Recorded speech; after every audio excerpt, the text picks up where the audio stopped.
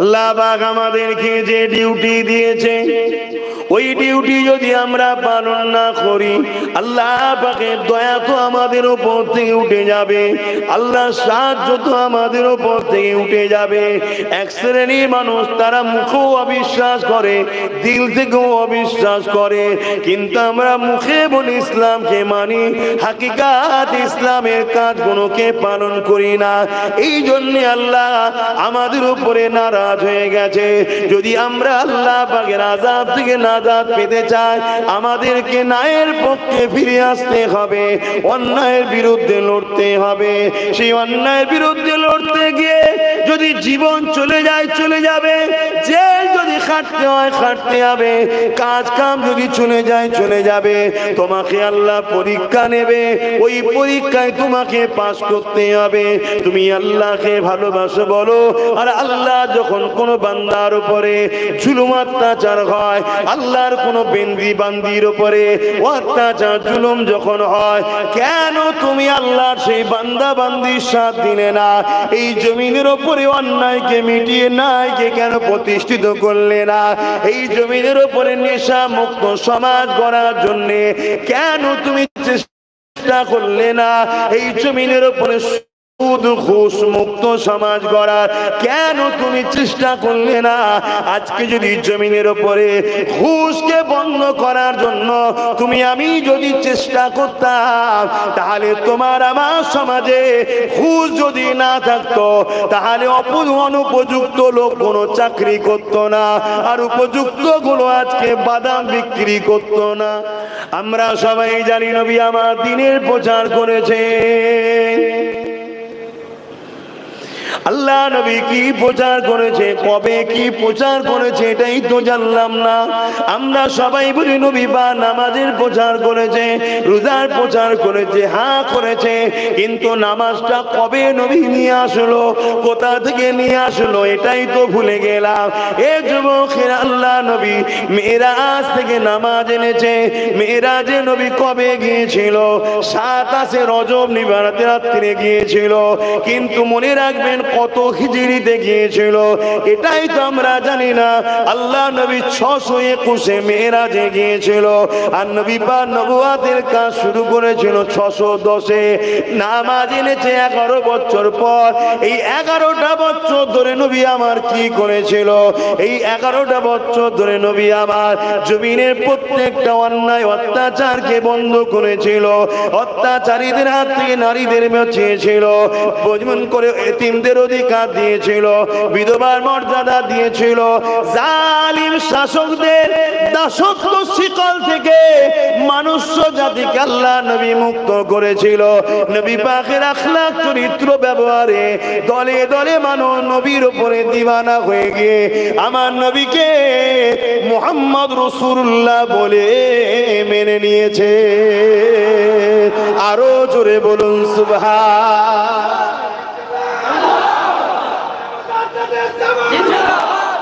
শুধরে গিয়ে সেই নেতা নেতৃত্ব মানো, যা নেতৃত্ব আকাশে চাঁদ মেনেছে, যা নেতৃত্ব সূর্য মেনেছে, যা নেতৃত্ব কুল কায়নাতে সবাই মেনেছে, তিনি অন্য কেউ না, দোনজানের সুলতান আমিন আল্লাহ হযরত প্রফেট মুহাম্মদ রাসূলুল্লাহ।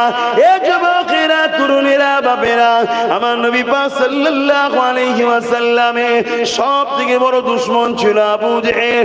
ওই আবু জেহেল চেয়েছিল আমার নবীকে মিটিয়ে দেবার, কখনো সৈন্য পাঠিয়ে পুলিশ পাঠিয়ে আমার নবী পাককে শহীদ করে দিতে চেয়েছিল, কিন্তু সে পারেনি, অনেক চেষ্টা করেছে পারেনি।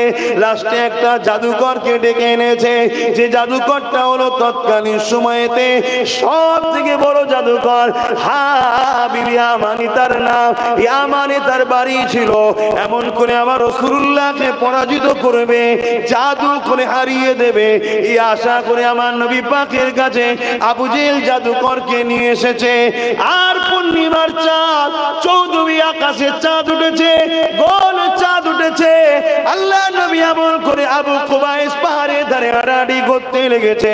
আবু জেহেল ওই জাদুকরকে নিয়ে আল্লাহ নবীর কাছে চলে আসলো। আল্লাহ নবীকে বলতে লাগলো, হে মুহাম্মদ, হে হাবিবি আমানি, এ আপনার সঙ্গে কিছু কথা বলতে চায়। আল্লাহ নবী বললেন, কি কথা বলতে চাও? ওই হাবিবি আমানি বলল, আপনি যে নবী দাবি করেছেন, রাসূল দাবি করেছেন, আখেরি মেসেঞ্জার দাবি করেছেন, প্রফেট দাবি করেছেন, আল্লাহর পক্ষ থেকে যে আপনি এসেছে, এর কিছু নমুনা আমাকে দেখান। তবে নমুনাটা জমিনে দেখালে হবে না, আসমানে দেখাতে হবে।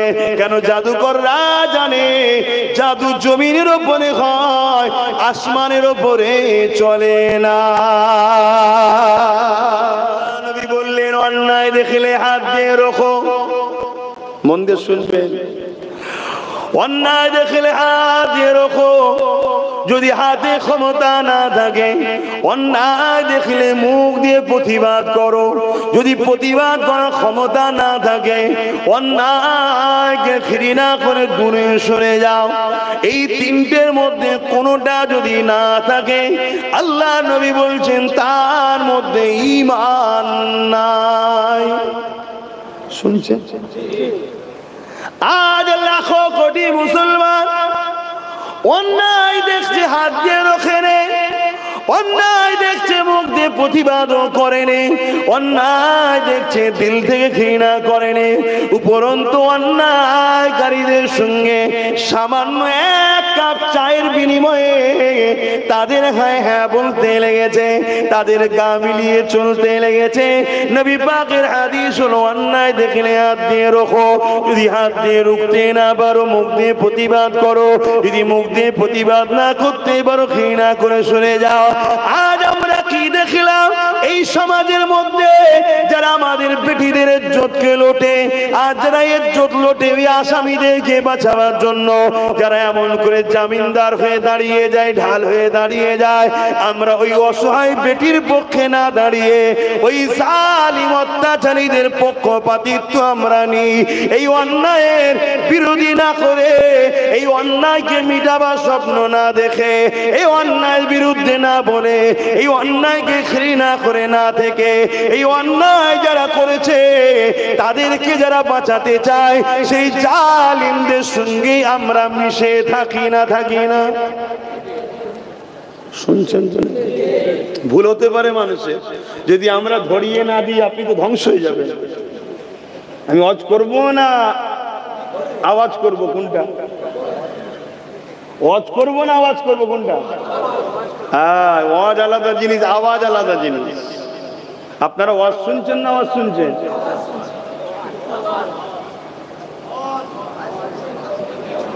দুটো দল হয়ে গেছে এখানে।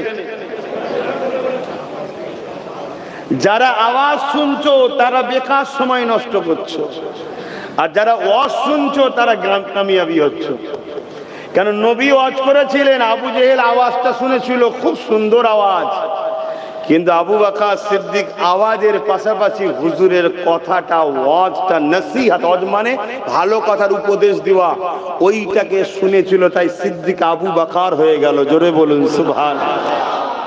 এখন তোমরা কোনটা চাইছো, যে হুজুর ওয়াজ করুক না আওয়াজ করুক?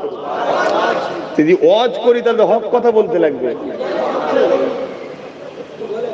যেমন আমরা দেখলাম এই বাংলায় আমাদেরই একটা বোন, আল্লাহরই সৃষ্টি, তিলোত্তমা নাম,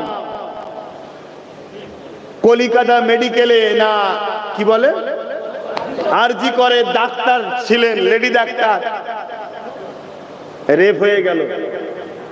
সেই রেপিস্টদেরকে বাঁচাবার জন্য যারা উকিল ফিট করেছে, আমরা আজকে লাখো মুসলমান সেই জালিমদের সাথে আছি না নাই? আল্লাহ নবী বলছেন, অন্যায়ের সাথে যে থাকে তার ঈমান থাকে না। এই শুনছেন বাপ? তাহলে ওয়াজ করব তো? হ্যাঁ। পাপ দুই ধরনের হয়, মন দিয়ে শুনবেন। একটা নিজের ক্ষতি, আর একটা ইনসাফ, ইনসানিয়াত, ধর্মের ক্ষতি। নিজের ক্ষতি যে করে সে যদি তওবা করে লায় আল্লাহ মাফ করে দেবেন, জোরে বলুন সুবহানাল্লাহ। কিন্তু কেউ যদি মানবতার, সভ্যতার, ইনসাফ, ইনসানিয়াত যেটাকে ইসলাম বলে, এর যদি কেউ ক্ষতি করে তার মাফ নাই। আল্লাহ নবী যে বললেন মসজিদ ভর্তি লোক থাকবে, একটা ঈমানদার থাকবে না। এর কারণটা কি হতে পারে? এ যুবকেরা, তরুণেরা, বাপেরা, তারা হয়তো অন্যায় করেনি, নামাজ পড়ে, তারা হয়তো অন্যায় করে না, রোজা রাখে, তারা হয়তো অন্যায় করে না, দান খায়রাত করে, কিন্তু তাদেরই ভুলের কারণে এই সমাজে আবু জেহেল মাথায় উঠে যায়, তাদেরই ভুলের কারণে এই সমাজের এজিদ মাথায় উঠে যায়, তাদেরই ভুলের কারণে এই সমাজের উদবারা মাথায় উঠে যায়। আর তারা মাথায় উঠে গিয়ে ক্ষমতার জোরে ওয়াকাফ কালা কানুন তৈরি করে মসজিদকে মিটিয়ে দিতে চাইছে, মাদ্রাসাকে মিটিয়ে দিতে চাইছে, দ্বীন ইসলামের ঐতিহ্যকে মিটিয়ে দিতে চাইছে। ভেবে দেখুন, যারা মসজিদকে মিটায় আর মিটাবাকারীদেরকে যদি সহযোগিতা করি, তাহলে আমাদের ঈমানটা থাকে কেমন করে? মাদ্রাসাকে যারা মিটাতে চায় তাদেরকে যদি আমরা সহযোগিতা করি, তাহলে আমাদের ঈমানটা থাকে কি করে? এ যুবকেরা, তরুণীরা, বাপেরা, এই মনে রাখবে, নিজের মধ্যে একটু দেখুন। আমি ডাইরেক্ট যদি ভুল নাও করি, ইনডাইরেক্ট যারা ভুল করছে তাদেরকেই তো আমি শক্তিশালী করেছি, তাদেরকে ভুল করার পাওয়ার তো আমি দিয়েছি। এই আল্লাহ নবী জানিয়ে দিলেন, অন্যায় দেখলে হাত দিয়ে রাখো, যদি হাতে ক্ষমতা না থাকে মুখ দিয়ে প্রতিবাদ করো, যদি মুখে ক্ষমতা না থাকে অন্তরে ঘৃণা করে দূরে সরে যাও।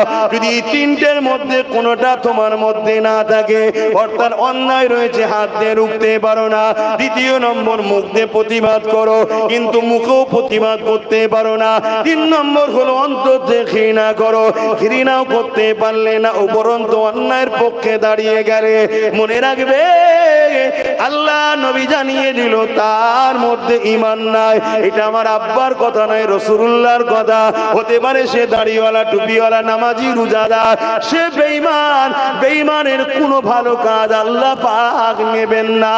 তাই দুনিয়ার জমিনে আমরা মার খাচ্ছি, মুসলমান দেখছি, হাকিকাতে কটা ইমানদার মুসলমান মার খাচ্ছে আর কটা মুনাফিক মার খাচ্ছে, এটাও তো বোঝা বড় মুশকিল। তাহলে ওয়াজ করি? হ্যাঁ, ওয়াজ করছি আমি, মনে রাখবেন। হ্যাঁ, এখনো সময় আছে। যদি ক্ষমতা থাকে হাতে রোখো, দেখছি একা পারবো না, মুখ দে তাও পারবো না, অন্তরে ঘৃণা করে, এটা তো আল্লাহ জানছে, সব সরে যাও। তুমি তা না করে সেই জালিমদের পক্ষপাতিত্ব এখনো। হ্যাঁ,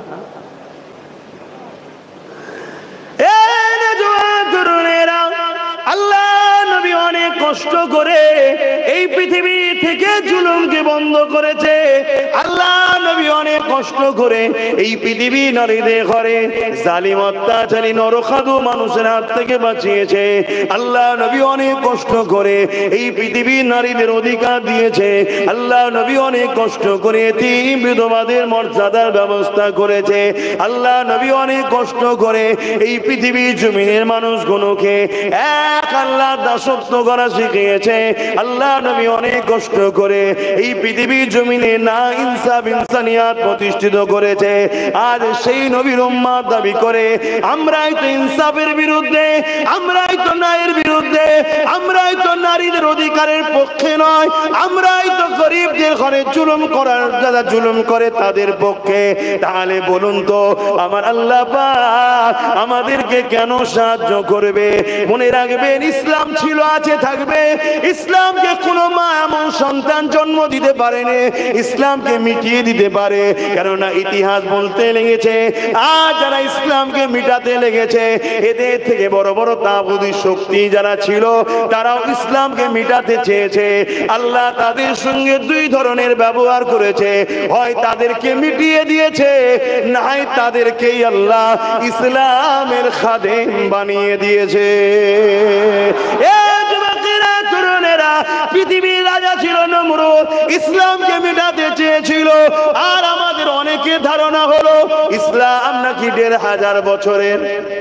এটা আবার একটা ভুল ধারণা আমাদের মধ্যে আছে, ইসলাম 1500 বছরের না রে, ইসলাম 1500 বছরের না, ইসলাম তো বাপ আদম মা হাওয়া থেকে শুরু। জোরে বলুন সুবহানাল্লাহ।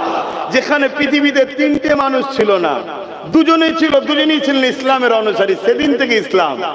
কিন্তু আজকে আমরা দুঃখের সাথে বলতে হয়, টিভিতে একদল মানুষ ডিবেটে বসে পাগলা কুকুরের মতো কি যে বকে আল্লাহ ভালো জানে, আর কুকুরই ভালো জানে, আমি কি করে বলি বলেন না। দিন রাত বকে যাচ্ছে, 1500 করে যাচ্ছে। আরে মাথা মুটা পাগল, জানিস না যে জিনিস ভালো তাহলে জান। 1500 বছর আগে ইসলামের শেষ মেসেজ দাতা এসেছে, শেষ রসুল এসেছে, শেষ প্রফেট এসেছে। এর আগে আরো 1,72,24,000 নবী রসুল এসেছে। জোরে বলুন সুবহানাল্লাহ। এবং যিনি শেষ এসেছেন তিনি আবার সবার আগে সমস্ত প্রফেটদেরও তিনি নেতা। জোরে বলুন সুবহানাল্লাহ। কেন ভিআইপি তো শেষেই আছে নাকি গো? একটু কথা বলছেন না আপনারা? ভিআইপি তো শেষে আছে, সবাই এসে চেকিং করে বক্তব্য দিয়ে ভিআইপি সম্বন্ধে প্রচার করে। যিনি আসছেন ওনার এত পাওয়ার, এত এই ক্যাটাগরি, এই দাম। কি হয় না? আমরা সমাজে দেখি কিছু চোর নেতা আছে, সমাজে দেখেছেন তো নাকি? তার আগে ছোট ছোট চোরগুলো উঠে বলে আমার নেতা এই করেছে, আমার নেত্রী এই করেছে, আমার নেতা এই করেছে, আমার নেত্রী এই করেছে, প্রচার করে না? খুব তবলা ভাজায়। লাস্টে বড় চোর লাস্টে শেষে এসে সব করে দেবো, সব 2 নম্বর চিটিংবাজ। শুনছেন তো নাকি? আর মিথ্যাকে যেমন বলাও হারাম, মিথ্যুককে সাপোর্ট করাও ইসলামে হারাম। কথা শুনছেন তো নাকি? আচ্ছা, এই কথাটা সমস্ত উলামাদেরই বলার দরকার তো, হ্যাঁ? তাহলে আরো জিনিসটা ভালো হয় না? আমরা হাতে গোনা কয়েকজন শুধু বলি, হাতে গোনা, আমি একা বলি না, আরো অনেকে বলে। কিন্তু সেটার থেকে যদি আরো সবাই মিলে উলামারা বলে, মসজিদের ইমাম থেকে শুরু করে সবাই যদি বলে, তাহলে সমাজের মুসলিম যুব সমাজ তাহলে কিন্তু পরিবর্তন হওয়ার আরো সহজ রাস্তা হবে। তাই তো নাকি গো? হ্যাঁ, যুবকদের স্বার্থে সবাইকে হক কথা বলতে হবে। না, আমাদের নতুন প্রজন্ম খারাপের দিকে চলে যাচ্ছে, আমাদের নতুন প্রজন্ম ধোঁকায় পড়ে যাচ্ছে, আমাদের নতুন প্রজন্ম আশায় মরেছে চাষা। এটা প্রবাদ বাক্য আছে না? আমাদের যুব সমাজ আশা করে শেষ হয়ে যাচ্ছে। তো যাই হোক, তা কিন্তু আমার মহান সৃষ্টিকর্তা রব্বুল আলামিন তিনি দোনো জাহানের সুলতানকে পাঠাচ্ছেন, যিনি শত শেষে আসছেন, সুপার পাওয়ার, সর্বদিক দিয়ে সব থেকে উত্তম আখলাক ও চরিত্রওয়ালা। কোরআন জিনার সম্বন্ধে বলছেন ইন্নাকা লাআলা খুলুকিন আযীম, সব থেকে উত্তম চরিত্রওয়ালা হলো মুহাম্মদ রাসূল। জোরে বলুন সুবহানাল্লাহ। আমার হাবিবি আমানির কথা মনে আছে তো নাকি? আমরা মনে রাখবেন, কিন্তু একটু অন্যদিকে এসছি, এখান থেকে যাই ফিরে ওখানে যাচ্ছি। তাহলে আমি কোন কথা বলতে গেলাম? ইসলাম নাকি 1500 বছরের, বলো তো নাকি? না, ইসলাম হলো বাপ আদম মা হাওয়া থেকে। বাকি বাপ কোন ধর্ম কত বছরের ওলি আমি কোনো তর্কও যাব না, আর আমার জানারও কোনো ইন্টারেস্টও আপনাদের আছে নাকি? আমাদের কিসের ইন্টারেস্ট আছে? যার যেটা পছন্দ সে খোঁজ করুক না, আমার কি ইন্টারেস্ট আছে? তবে হ্যাঁ, কেউ আমার ধর্ম সম্বন্ধে মিথ্যা বলুক, এটা আমি পছন্দ করি না। তুমি তোমারটা নিয়ে চালাও, তুমি যদি বলতে পারো বলো না, যে যখন তুমি যদি আরো কিছু বলতে পারো বলকে যাও, আমার দেখার দরকার নেই। কিন্তু পুরো পৃথিবীর যত আসমানি কিতাব আছে, কথা বুঝে আসছে, তাওরাত থেকে শুরু করে ইনজিল জবুর থেকে শুরু করে বা বড় বড় যত কিতাব আছে, সব কিতাবেই আছে পৃথিবীর প্রথম মানুষ দুজন, একজনের নাম আদম আর একজনের নাম হাওয়া।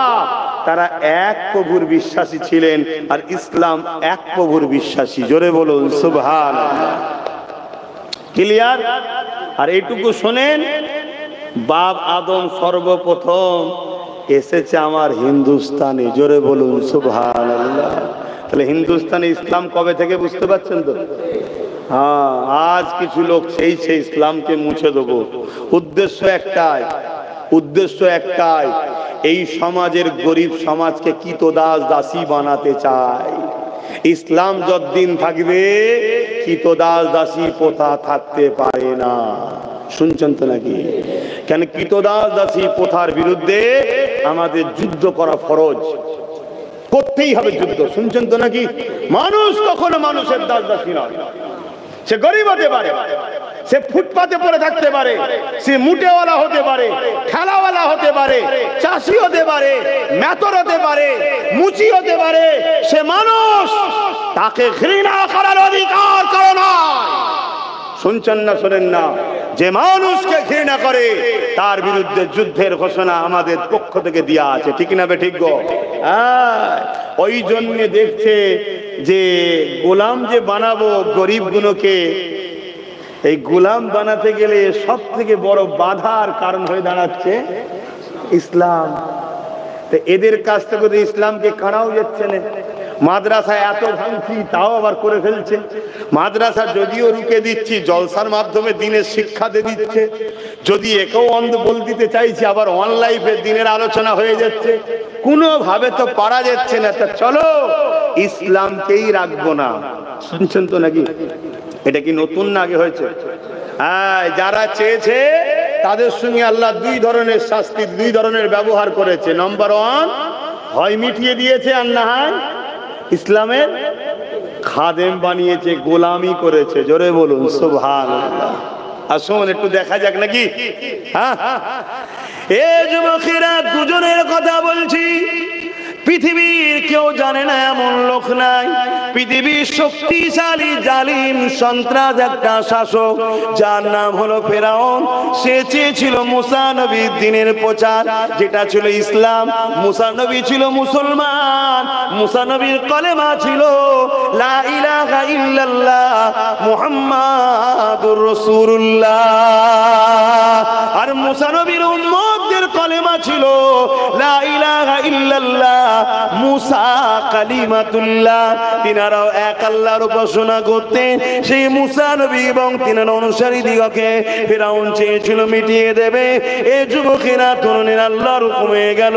মুসা নবী তিনার সাথীদের ঘরে নিয়ে মিশর ছেড়ে রওনা দিতে লেগেছে।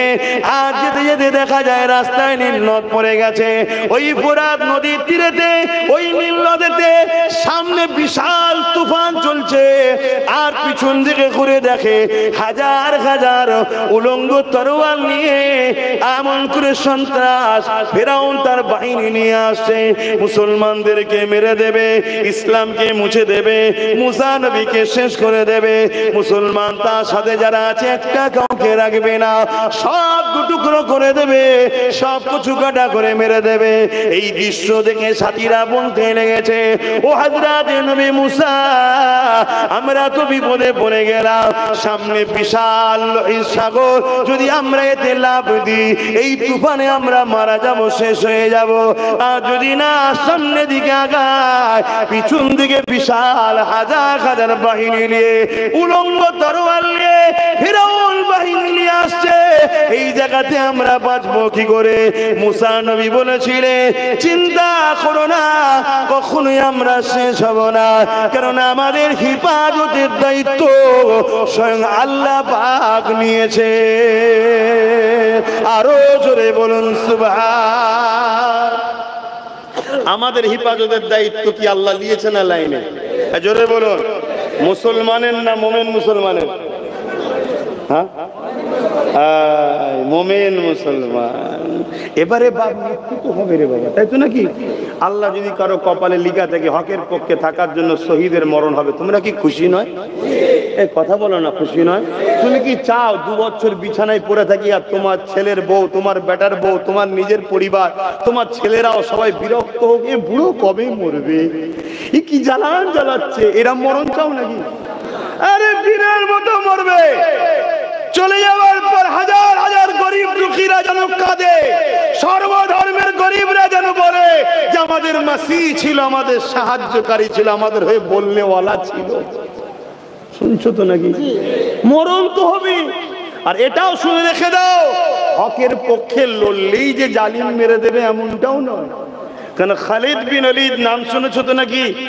গরিব, অসহায়, দুঃখী, ইনসাফ, ইনসানিয়াত, ইসলামের জন্য 125টা লড়াই করেছিল সন্ত্রাসদের বিরুদ্ধে। 125টা লড়াইয়ে ওনার তামান্না ছিল আমি যেন শহীদ হই। কি তামান্না ছিল? শহীদ হই।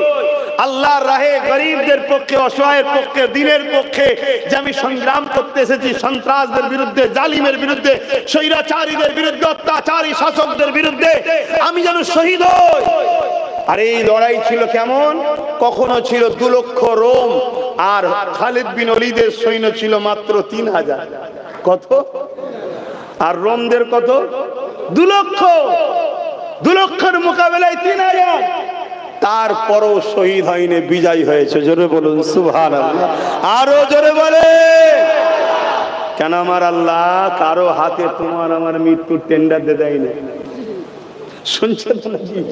আমার আল্লাহ তারও তোমার আমার রিজেকের টেন্ডার কারো হাতে দেয়নি। কিন্তু আমরা আল্লাহ ছেড়ে অপরের উপর নির্ভর করছি না, করিনি? এজন্য নিজের রিজেকে কুড়ুল নিজেই মেরেছি। ভরসা আল্লাহর উপরে করো।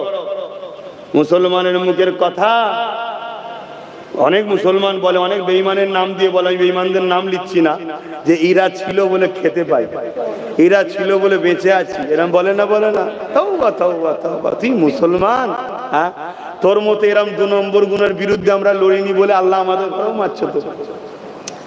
হ্যাঁ, আল্লাহ নবী হযরত লূত আলাইহিস সালামকে বললেন 80,000 লোক মারবো, তার মধ্যে 40,000 ভালো, 40,000 খারাপ। কত? আজান দিচ্ছে আপনাদের মহল্লায় যে? আচ্ছা, আজানটা হয়ে যায়। জামাত কটায়? 8টা।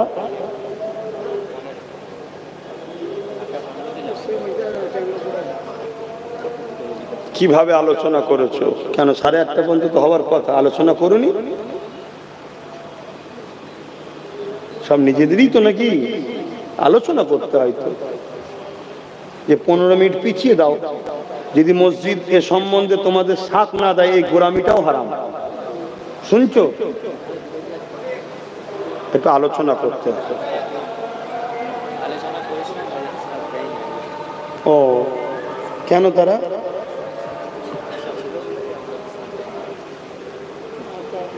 তারা কি অন্য খেয়ালে?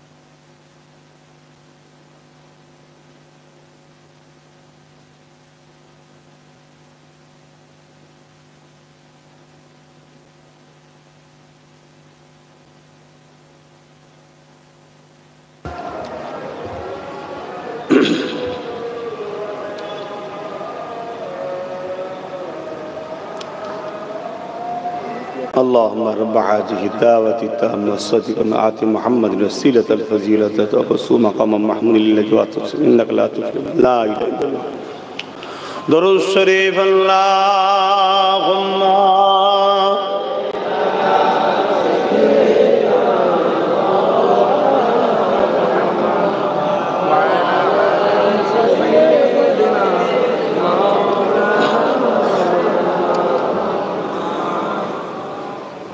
যাদের হৃদয়ে আছে আল্লাহর ভয় তারা কবু নবী ভুলে যায় না আল্লাহর প্রেমে ছাড়া এই দুনিয়ায় কারো কাছে কোনো কিছু চাই না।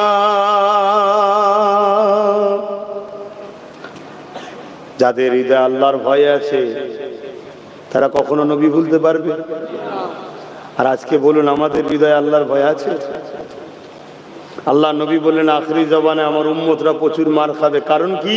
তাদের অন্তর থেকে আল্লাহর ভয় সরে যাবে, দুনিয়ার ভয় এসে যাবে, তাকুতি শক্তিকে ভয় করবে। দেখুন না, আমরা আল্লাহর ভয় থাকলে আমরা আমাদের বাড়ির মেয়েগুলোকে ওই 500,000 টাকার জন্য বাইরে বার করতে পারতাম? বলে এ তো ইসলামের দুশ্মনদের একটা প্ল্যান, যে ইসলামের পুরুষদের হাত আর কবুল হচ্ছে না, নারীদের হাত কবুল হচ্ছে। নারীগুলোকে 1000 2000 যাই যাকে যাক, ওদেরই তো অকাপের টাকা দেবো, কমসে কম বেপর্দা করে বাইরে বার পায়। শুনছেন? আজ আমরা ধ্বংসের দিকে কেন যাচ্ছি বুঝতে পারছেন? যদি সত্যিই তুমি দরদি হও তাহলে নারীর বাবাকে দিলে হয় না, নারীর ভাইকে দিলে হয় না, নারীর স্বামীকে দিলে হয় না, যেটা তোমার আম্মার জিনিস সন্তানের হাতে দিলে হয় না? না, মহিলাকেই আসতে হবে। খুব সাবধান, আখরি জামানা। যাদের হৃদয়ে আছে আল্লাহর ভয় তারা কবু নবী ভুলে যায় না আল্লাহর প্রেম ছাড়া এই দুনিয়ায় কারো কাছে কোনো কিছু চাই না। রাতের আধারে যারা সিজদাতে রয়, দু চোখের আঁসুতে নদী যেন বয়। রাতের আধারে যারা সিজদাতে রয়, দু চোখের আঁসুতে নদী যেন বয়। ছলনার ঘাচানি যত আসো, ছলনার ঘাচানি যত আসো, পিছনে ফিরো তাকায় না। যাদের হৃদয়ে আছে আল্লাহর ভয় তারা কবু নবী ভুলে যায় না। আল্লাহ প্রেম ছাড়া এই দুনিয়া কার কাছে কোনো কিছু চাই না। দিনে কায়েমের পথে যারা অবিচল তারা হলো আল্লাহর প্রিয়জন। দিনে কায়েমের পথে যারা অবিচল তারা হলো আল্লাহর প্রিয়জন। বাতিলের কাছে যারা হার মানে না, বাতিলের কাছে যারা হার মানে না, সংগ্রাম করে যায় অমরণ। তাই তো, বাতিলের কাছে হার মানলে হবে? কেউ যদি বলে দিল্লি গিয়ে আন্দোলন করো, হার মেনে গেলে হবে? আরো বেশি করে আন্দোলন করতে হবে। আন্দোলন করে বলতে হবে তোর মতো পাগলের কথা আমরা শুনছি না, তাই তো নাকি? আর যদি এই জায়গায় বলে হয় না, হবে না, তাহলে জানতে হবে তুমি আল্লাহর প্রিয়জন, তাহলে আল্লাহর সাহায্য হবে কি? হবে না। হ্যাঁ, বাতিলের কাছে যারা হার মানে না, সংগ্রাম করে যায় অমরণ। যাদের হৃদয়ে আছে আল্লাহর ভয় তারা কবু নবী ভুলে যায় না। আল্লাহুম্মা সাল্লি আলা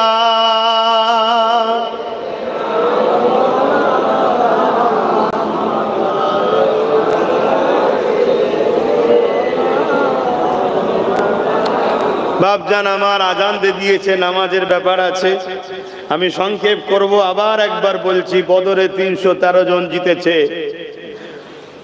2 লক্ষ মোতার যুদ্ধ রোমদের, আর ওইদিকে 3000 মাত্র, তাও বিজয় হয়েছে। খাইবারে, খন্দকে, সব জায়গায়। কেন?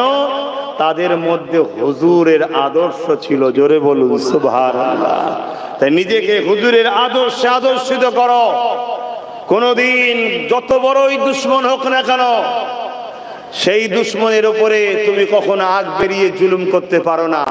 সে যদি তোমার উপরে জুলুম করে, জান বাঁচাবার জন্য ডিফেন্স তোমার জন্য করা যায়। এবং জুলুম তার বেটির উপরে নয়, তার নারীর উপরে নয়, মেয়েদের উপরে নয়, বাচ্চাদের উপরে নয়, বুড়োদের উপরে নয়। এটা আদর্শ হওয়া দরকার, ঠিক না? ঠিক। আর এখন দেখা দেখি নেই, একে অপরের প্রতিশোধ নিচ্ছে। কি? এক বেঈমান নেতাকে খুশি করার জন্য গরিবের ঘরের রুজি রুটির ব্যবস্থাকে বন্ধ করে দিচ্ছে, রাস্তা আটকে দিচ্ছে। কত ছোট্ট ছোট্ট বাচ্চা খেতে পাচ্ছে না, সে তো নির্দোষ। তাহলে বলো, আল্লাহর শাস্তি আমাদের উপরে হবে না? হ্যাঁ, 2 কারণে শাস্তি হচ্ছে। একদল লোক জুলুম করার জন্য শাস্তি পাচ্ছে, আর আমরা সেই জুলুমকে দেখে চুপ করে আছি, তাই শাস্তি পাচ্ছি। আসো সবাই মুখ খুলি অন্যায়ের বিরুদ্ধে। কি একমত নাকি? সবাই মুখ খুলি অন্যায়ের বিরুদ্ধে। যার যতটুকু ক্ষমতা আছে, তুমি যদি ডাইরেক্ট আমার মতো মাইকে বলতে না পারো, তুমি তোমার বন্ধুর কানে কানে বলো, সে তার বন্ধুর কানে কানে বলো, তুমি তোমার প্রতিবেশীকে বলো, তোমার পরিবার, তোমার বাচ্চাকে বুঝাও। প্রত্যেকে যদি অন্যায়ের বিরুদ্ধে মুখ খুলতে শুরু করি, যে কেন্দ্রে যে জালিম সরকার আছে, আজ আমার দেশের সংবিধানকে মিটাচ্ছে, সংবিধানের আর্টিকেল 28 কে ওভারটেক করে 29 বিভিন্ন আর্টিকেলকে লঙ্ঘন করে ওয়াকাফ কালা কানুন তৈরি করেছে। মুসলমানদের সম্পদ ওয়াকাফকে লুটতে চাইছে। দেওবত্ত সম্পদ হিন্দু ভাইদের, ওটা আগামী দিন লুটবে। তার আগে জল জঙ্গল লুটেছে, কৃষকদের বিরুদ্ধে আইন তৈরি করেছে, দেশের সম্পদকে বিক্রি করে দিচ্ছে। এভাবে প্রত্যেকের উচিত এই কেন্দ্রের জালিম সরকারের বিরুদ্ধেও কথা বলা। আছে না নাই? তোমার ক্ষমতা নেই মাইকে বলার, তুমি তোমার পরিবারকে বলো, তোমার বন্ধুর কানে বলো, সে তাকে বলুক, সে তাকে বলুক, ঠিক না বেটি? পাশাপাশি এটাও বুঝাও প্রতিবেশী এসসি এসটি ভাইদের ঘরে, যে ভাই আমরা আছি বলে তোদেরকে এখন সম্মান দেওয়া হচ্ছে, যদি আমরা চলে যাই তোদেরকে তখন অছুত বলা হবে। অছুত বোঝেন তো নাকি? হ্যাঁ, সবাইকে বলো। বিশেষ করে পূর্ব মেদিনীপুরের মানুষ, তোমারই জেলাতে একজন এত জহর উগলাচ্ছে বলার মতো নয়। দিন রাত জহর উগলাচ্ছে 2 সম্প্রদায়ের মধ্যে কি করে লড়াই লাগানো যায়। এ লড়াই করবে 2 সম্প্রদায়ের নিরীহ গরিব, দোকান পুরবে 2 সম্প্রদায়ের গরিবের, কারবার নষ্ট হবে 2 সম্প্রদায়ের গরিবের, কারো যদি জান যায় 2 সম্প্রদায়ের গরিবের জান যাবে। আর এই অসভ্য, এই কি বলে আগুনের ওপরে, এই অশান্তির ওপরে তিনি তো তিনার রাজনীতির রুটিটাকে সেঁকে নেবে। শুনছেন তো নাকি? ওই গরিব মুসলিমটার কি হলো আর আমাদেরই বা কি হলো? শুনছেন তো নাকি? এটাও বোঝানো দরকার আছে না নাই? দ্বিতীয় নম্বর, এটাও বোঝানো দরকার, কেন্দ্র সরকার যে আইন তৈরি করেছে, সেই আইন ওয়াকাফ কালা কানুনের বিরুদ্ধে, সংবিধান বিরোধী, সংবিধানের বিরুদ্ধে গিয়ে আইন তৈরি করেছে। এবং মিথ্যা প্রচার করা হচ্ছে যে মুসলমানদের শুধু ওয়াকাফ থাকবে, কেন আমাদের নেই কেন? শোনেন, আরবিতে ওয়াকফ বলা হয় হিন্দু ভাইদের সম্পত্তির নাম হলো দেওবত্ত সম্পত্তি। আমাদের যেমন ওয়াকাফ সম্পত্তি, হিন্দু ভাইদের সম্পদের নাম কি?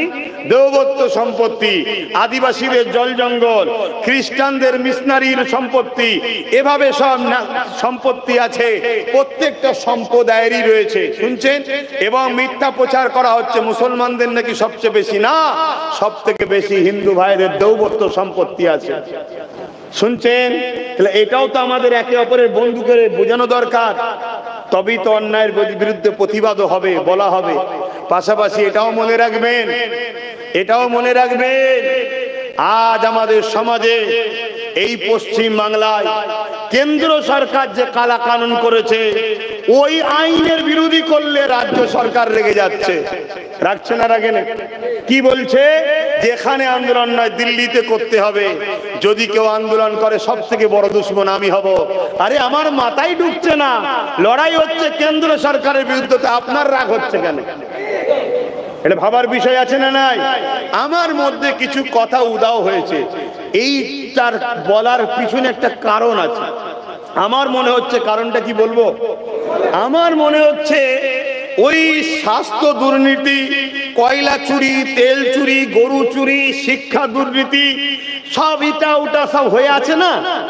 কথা বুঝছেন না? বোঝেন? সব তো ইচ্ছা করে ধরে নে রে বাবা, সেটিং এর কারবার চলছে, ইচ্ছা করে ধরে নে। এই যে তোমাদের পূর্ব মেদিনীপুরে যে চিল্লাচ্ছে দিনরাত, ওকে ইচ্ছা করে বলা হয়েছে, বল তুই যত মোল্লাদের গাল দিবি, মোল্লারা ভয়ে আমার কোলে থাকবে। শুনছেন তো নাকি? এই আপনারা ভয় খাবেন না, খাবেন। অলরেডি অনেক মুসলমান তো বলছে, ওই বিজেপি আসেনি এরম বলছে, এলে তাহলে কি করবে? বলছে না, বলে না? এটাই তো চাইছে, এটাই তো চাইছে যে তুই বল। শুনে রেখে দাও, পশ্চিম বাংলায় কেউ এসে পর্দা করতে পারবে না। কেন? পশ্চিম বাংলার ভৌগোলিক পরিস্থিতি কিন্তু আলাদা। একটু তাকিয়ে দেখো, সব বলা যায় না মাইকে। এটা উত্তরপ্রদেশ নয়, এটা উত্তরপ্রদেশ নয়, ভৌগোলিক পরিস্থিতি আলাদা। এক উঠোনে, এক আগিনাতে হিন্দু মুসলমানের বাচ্চারা খেলা করে, এটা হলো পশ্চিম বাংলা। এখানে আগুন জ্বালালে দুজনেরই বাড়ি পড়ে যাবে। শুনছেন না, শোনেন? এটা উত্তরপ্রদেশের ব্যাপারটা আলাদা। ওখানে যেখানে মুসলমান তো শুধু মুসলমান, যেখানে হিন্দু তো শুধু হিন্দু, যেখানে আদিবাসী, এটা আলাদা। এখানে আলাদা সিস্টেম। এখানে সব সময় সেকুলার মুখ রেখেই আমাদেরকে আস্তে আস্তে চাকরি, শিক্ষা, ভাইয়ে ভাইয়ে লড়াই করি আমাদেরকে শেষ করবে, যাতে করে আমরা ইদিক উদিক না চলে যাই। এজন্য এনাকে দিয়ে ভয় খাওয়ানো হচ্ছে। শুনছেন তো নাকি? হ্যাঁ, এটা মাথায় রাখবেন। তো দ্বিতীয় নম্বর কথা, পশ্চিম বাংলার চতুর্দিকটা একটু তাকিয়ে দেখুন, আরো কোথায় কি আছে। শুনছেন তো নাকি? এটা কিন্তু উত্তরপ্রদেশ নয় যে ভারতের বীজখানের মধ্যে আছে, এগুলো মাথায় রাখবেন। তো যাই হোক, আমি ওদিকে যাচ্ছি না। আমার বক্তব্যই একটাই, যে আন্দোলন করব কেন্দ্র সরকারের বিরুদ্ধে, তাই তো নাকি? তোমার এই কালা কানুন মানছি না, মানবো না, তাই তো নাকি? সংবিধান বিরোধী ওয়াকফ কালা কানুন মানছি না, মানবো না, এটা আন্দোলন তো নাকি? তো ইনার বুকে ব্যথা হচ্ছে কেন? ইনার মাথায় হঠাৎ পেন হয়ে গেল কেন? না, ওপর থেকে চাপ দিয়েছে, তুই যদি বাংলায় আন্দোলন না রুকিস তাহলে সিবিআই পেটিয়ে তুললি আসবো ভাই বকে। শুনছেন না, শোনেন না? এ চাপে পড়ে যে বলে ফেলেছে, কিন্তু বলে দেখছে ছুঁচো গিলা টাইপের হয়ে গেছি, খিদে লেগেছিল খেয়ে ফেলেছি, কিন্তু গন্ধ এত গিলতেও পাচ্ছি না, উগলাতেও পাচ্ছি না। শুনছেন তো নাকি? আমি ফেসে গেছে। হাজার হাজার মানুষ এই কথাটাকে মেনে নিতে, যারা এর জন্য লড়াই করেছে, এর জন্য মারপিট করেছে, এর জন্য ভাইয়ের খুন করেছে, এর জন্য ঘর ভেঙেছে মুসলমানের, তারাও বলছে কি সর্বনাশের কথা। আমার মসজিদের জন্য আমি বাংলায় কথা বলবো না, আমার মাদ্রাসার জন্য আমি কথা বলবো না। উপরন্তু এই বাংলায় অস্ত্র মিছিল হচ্ছে পুলিশের পাহারায়, এই হচ্ছে না? সবারটা হচ্ছে, ওটা হচ্ছে, হবে কি হবে না ও তর্কে আমি যাচ্ছি না, ভুল কি ঠিকে যাচ্ছি না, কিন্তু হয় না, হয় না, তো সবারটা হয়। তা আমি যদি বড় বড় জমায়েত করে আগামী দিন এই হলদিয়া বড় একটা ময়দানে 50-60 হাজার 1 লক্ষ লোকের যদি একটা জমায়েত করি, কোনো অসুবিধা আছে? আপনারা খবর পেলে একটু আসবেন তো নাকি? হাত তুলে বলুন, আসবেন তো নাকি? হাত তুলে, হাত তুলবেন তো নাকি? শুধু আসবেন না, প্রচারও করবেন। এতে ইনার সমস্যা হচ্ছে কেন? আমার মাথায় আর একটা বুদ্ধি ঢুকেছে, বলবো? এই অসুবিধে হওয়ার কারণ কি জানেন? কেন্দ্র সরকার একটা আইন করছে, আইনটা হচ্ছে এটা, 12 বছর যদি কেউ কোনো জায়গা দখল করে রাখে, সেই জায়গার সত্তা মালিক সে হয়ে যাবে, জানেন তো নাকি? কিন্তু ধর্মীয় জায়গায় যদি 12 বছর কেন 32 বছরও থাকে, তাহলে কিন্তু মালিক হবে না। কেন্দ্র সরকার নতুন সংশোধনের আইনে করছে কি, যে ওটা সে মালিক হয়ে যাবে। তার মানে মসজিদের জায়গাও যদি কেউ 12 বছর দখল করে রাখে, আর কিনে নিতে পারবে না ওয়াকফ, সেই যে দখল করেছে তার হয়ে যাবে, তাই তো নাকি? ৭৫,০০০ বিঘে জমি রাজ্য সরকারের আমলা চামলারা দখল করে রেখেছে। কত বিঘে? তো ও চাইছে আইনটা হয়ে গেলে তাহলে সব তো আমাদের হয়ে যাবে। তাহলে হারামখোর হারাম খেয়ে খেয়ে কত বড় জীব হয়ে গেছে দেখেছেন? এবার সব লিলিবার ধান্দা করছে। কিন্তু এত বড় জীব হওয়ার পিছনে আমাদের মোল্লা মৌলী সাহেবদের এক অংশের দোষ আছে না নাই? এখনো গায়ে গা মিলিয়ে চলছে। অনেক আবার দেখবেন এই যে বলেছে দিল্লি চলে যাও, আমি বিরোধী হয়ে যাবো, সব থেকে বড় দুশ্মন হবে, এই কথাটা থেকে বাঁচাবার জন্য অনেকে আবার বলবে উনি একটু রাগী মানুষ, বলে ফেলেছে, স্লিপ হয়ে গেছে। আরে রাগী কাকে বলে? নিজের জুতো খুলে নিজের গালে ঠাস ঠাস মারবে, সেদিন বলবো সত্যি রেগে গেছে। ঠিক তো নাকি? কই মেরেছে? পাগলামি ধরেছ, পাগলামি। আমাদের মোল্লা মৌলী সাহেব, পীর সাহেব, পীরজাদা একদল দালালির জন্য আজকে আমার কম শেষ। কি গো, আপনাদের কষ্ট হচ্ছে? যদি কষ্ট হয় আমার কিচ্ছু করার নেই বাপ, কেন আমি আল্লাহ রসুলের খুশির জন্য বেরোই, আল্লাহ রসুলের জন্য কথা বলি, আপনাদেরকেও ভালোবাসি আল্লাহ রসুলের জন্য। আমার কোনো ইন্টারেস্ট নাই। আমার নিজের প্রিয় ভাইটাকে রাস্তায় নেবিয়ে ৪২ দিন জেল খাটালাম আল্লাহ রসুলের জন্য। কেন? এই মানুষগুলোকে বাঁচানোর দায়িত্ব ইসলাম দিয়েছে, কিন্তু আমি হুজুর হয়ে গেছি, আমি জলসা মাহফিল করি, ধর্ম প্রচার করছি, আমি তো আর কোনো জায়গার নেতা হতে পারছি না। ওকে বুঝালাম তুই দাঁড়া, তোকে আমি সাপোর্ট করব। আমি ওকে সাপোর্ট করি, আপনাদের রাগ হয় নাকি? আপনারা সাপোর্ট করেন না? হ্যাঁ, কিন্তু আজকে বুকে হাত দিয়ে বলুন তো, সুপ্রিম কোর্টে কেস কে করেছে? আপনাদের যিনি বলছেন দিল্লি চলে যাও, উনি করেছে নাকি? তাহলে সেই দেখুন, যার বিরুদ্ধে মুসলমান লাগলো এক অংশ, সেই নওশাদি কেস করেছে। আচ্ছা বলুন তো, যদি ওর সাথে যদি আরো 40টা থাকতো, লড়াইটা বাড়তো না কমতো? আজকের দিনে বলুন উপকার হতো না হতো না? তাহলে যে ভুল হয়েছে আগামী দিনে এই ভুলটা করবেন না।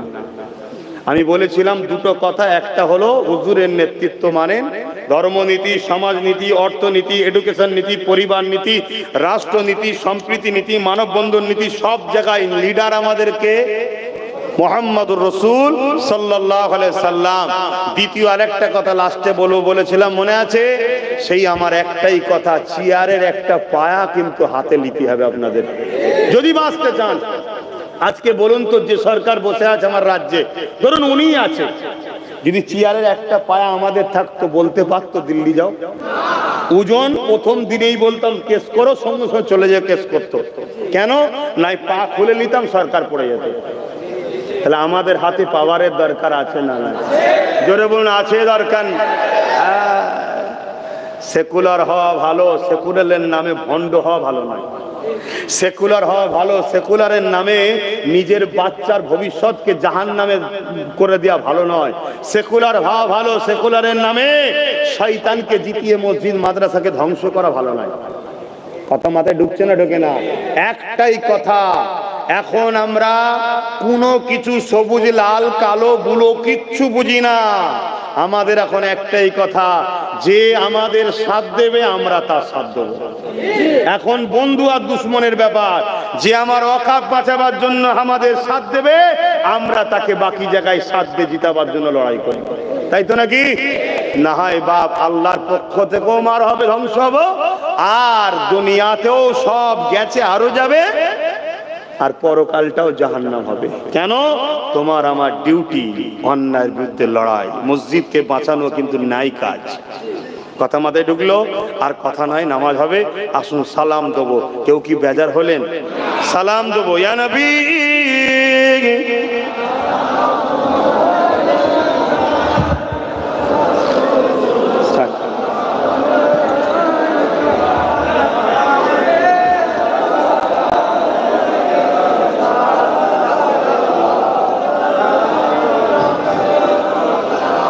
এই যে আমরা দাঁড়িয়ে সালাম দিই, এ নিয়েও সমাজে একটা ইখতিলাফ আছে, জানেন তো নাকি?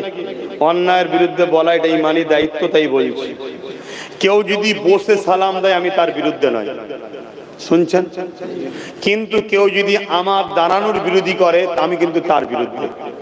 আমি কিছু বুঝাতে পারলাম? কেউ যদি বসে সালাম দেয়, আমি তার বিরুদ্ধে নয়, সেটা তার রুচি, তার পছন্দ, জবাব হুজুরের কাছে দেবে, আমার কি দেখার দরকার? কিন্তু কেউ যদি আমার দাঁড়ানোর বিরোধী করে, আমার কিন্তু তার বিরুদ্ধে। কিরকম বিরোধী? তার সম্বন্ধে আহলুস সুন্নাত ওয়াল জামাতের ফতোয়া হলো সে একজন মুনাফিক, গুস্তাখে রাসূল, মুনাফিক মুসলমান। শুনছেন? আমাদের মধ্যে ৭২টা দল আছে যারা মুসলিম সুরাতে ইসলামের দুশমনদের বন্ধু। কোরআনের ভাষায় তাদেরকে মুনাফিক বলা হয়। তারা যখন গোপনে ওদের সঙ্গে মেশে তখন তাদেরকে বলে যে আমরা তো মুসলমানদের সঙ্গে শুধু ঠাট্টাই আর কি করার জন্য মুসলমান হয়ে আছি। আমাদের মূলত লক্ষ্য মুসলমানের মধ্যে যে পাওয়ারটা আছে, যে পাওয়ার পারমাণবিক শক্তির থেকেও পাওয়ার আমাদের কাছে আছে, জানেন তো নাকি? আপনাদের সবার কাছে আছে, জানেন না?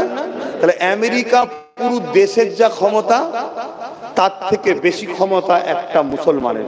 ওই পাওয়ারটার নাম কি? ওই পাওয়ারটার নাম হলো ঈমান। কিন্তু এই পাওয়ারটাকে আজকে বার করছে ৭২টা মুনাফিক মুসলমান দল। কটা? আমার কথা এটা, নবী পাকের কথা। নবী বলেছেন আহলে সুন্নাত ওয়াল জামাত এটা হলো জান্নাতি দল। জোরে বলুন সুবহানাল্লাহ। বাকি ৭২টা ফেরকা হবে, তারা নারী, টুপি, নামাজ, রোজা সব থাকবে, তারা জাহান্নামী। হুজুর কি করে চিনবো? আল্লাহর নবী বললেন তাদের কাছে সব থাকবে, আমি নবী, আমার আদব ও আমার প্রেম থাকবে না। শুনছেন? তাহলে আমরা মোল্লা মৌলী সাহেব দেখবো, কিন্তু যার মধ্যে নবীর প্রেম আদব নেই তার সাথে আমরা, জোরে বলুন, নেই। যার মধ্যে নবীর আদব নেই তার সাথে আমরা নাই। তাহলে এই দাঁড়িয়ে সালাম দেওয়াটা হলো আদবে রাসূল। এটা রাসূলকে আদব করা হচ্ছে। সুন্নতে সাহাবা, সাহাবা হুজুরদের সুন্নাত এটা। জোরে বলুন সুবহানাল্লাহ। কিন্তু কেউ যদি বসে দেয়, আহলে সুন্নাত ওয়াল জামাতের উলামাদের আকীদা বাড়াবাড়ি করো না, কেন এটা ফরজ নয়, ওয়াজিব নয়, সুন্নতে মুআক্কাদা নয়। তুমি তাকে প্রেমের সাথে বুঝাতে পারো যে সাহাবা হুজুররা দাঁড়িয়েছে তাই আমরা দাঁড়াই, বাপ আপনিও দাঁড়ান। যদি তার মনে হয় দাঁড়ানো, দাঁড়াবে, না মনে হয় সে জবাব দেবে।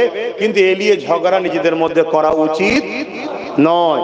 কিন্তু কেউ যদি আমার প্রেম আদবে বাধা দেয় তাহলে জানতে হবে সে গুস্তাখে রাসূল, বিয়াদবে রাসূল, সে হলো মুনাফিক মুসলমান। ৭২ দল, এটা আমাদের জানা দরকার আছে না? না, তাই আপনাদেরকে একটু জানালাম। আসেন, আমাদের মধ্যে এই ৭২টা দলকে করছে ইসলামের দুশমনরা। এর পিছনে সব থেকে বড় অবদান হচ্ছে ইহুদি আর খ্রিস্টানদের। তারা কোটি কোটি ডলার টাকা খরচ করে এই নকল ইসলাম, নকল মুসলমান দল তৈরি করছে। তাদের একটাই কাজ, নকল মৌলী সাহেবদের একটাই কাজ, নামাজ দেবে, রোজা দেবে, দাড়ি দেবে, টুপি দেবে, জুব্বা দেবে, পাগড়ি দেবে, কোরআন তেলাওয়াত দেবে, সব দেবে, শুধু কাজ একটা, এখান থেকে নবীর প্রেম আর আদবটাকে বার করলে, অর্থাৎ পারমাণবিক শক্তির থেকেও যে শক্তি ঈমান, ঈমানটাকে বার করলাও। আর ঈমান যখন বেরিয়ে যাবে, এ মুসলমান নিজের ভাইকে নিজেরাই কাটবে, নিজেরাই খুনোখুরি করবে, নিজেরাই সামান্য ভিক্ষার জন্য মারপিট করবে, ছিঁড়াছিঁড়ি করবে, চুরি করছে না, করে না? সব ঈমানের সমস্যা, সব ঈমানের সমস্যা। না হয় একটা অমুসলিম না হয় বলছে দিল্লি চলে যাও, এর আগে দুটো মুসলিম নামধারীও বলেছে না, বলে না? কিসের সমস্যা? এটা ঈমানের সমস্যা। এদের ভিতর থেকে ঈমান বেরিয়ে গেছে, এরা জানে না, কথা মাথায় ঢুকছে তো। যাক, আল্লাহ আমাদের ঈমান ইজ্জতকে হেফাজত করে, বলুন আমিন। আসেন সকলে প্রাণ ভরে উচ্চ আওয়াজে জবান খুলে পড়ুন, ইয়া নবী সালাম, ইয়া রাসূল, ইয়া হাবিব সালাম,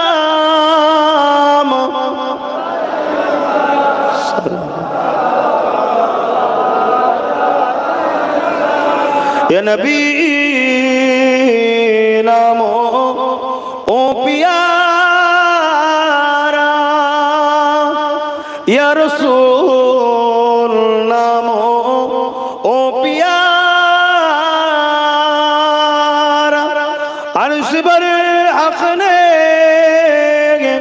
पुकारा, सच पैगंबर हमारा, या नबी सलाम, या रसूल ইয়া হাবিব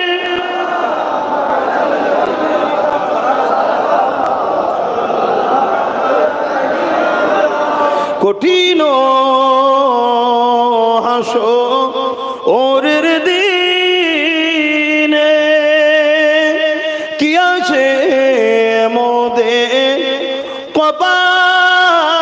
কপালে গুনাহগার উম্মাহ আত আপনার লইবেন সঙ্গে এ মাহশরে নবী সালাম ইয়া রাসূল ইয়া হাবিব সালাম